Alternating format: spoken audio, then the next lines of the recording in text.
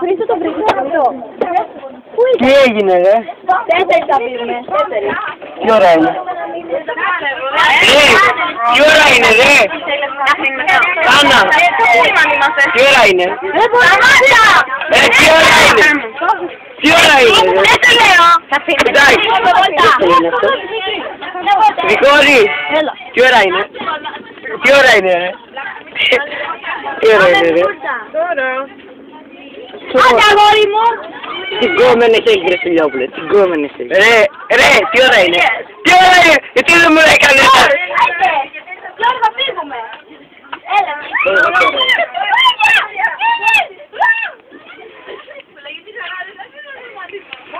Το βάζει εμπελά, τέλος πάντων. Η ώρα είναι 3:30. Τι την πω 2. Τι δεν θα κατεβείς. Θα κατεβώ. Θα την κάνω μετά τη δουλειά και θα μου στείλεις μετά το Queen Killers. Τι, θα μου στείλεις μετά το Queen Killers. Να δω τώρα. Εντάξει! Εντάξει λέω! Βαριέμαι όμως. Έλα πάμε. Μαύρη.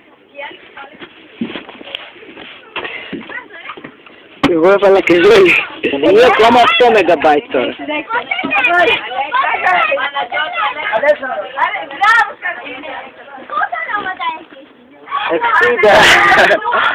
Αλέξανδρε!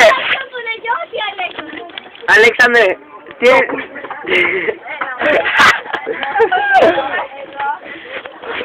Ρε! Τι ώρα είναι?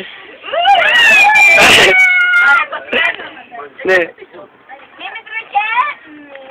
Αντρέα, μην τραβάς άλλο. Μπράβο! Δεν θέλω. Οκ.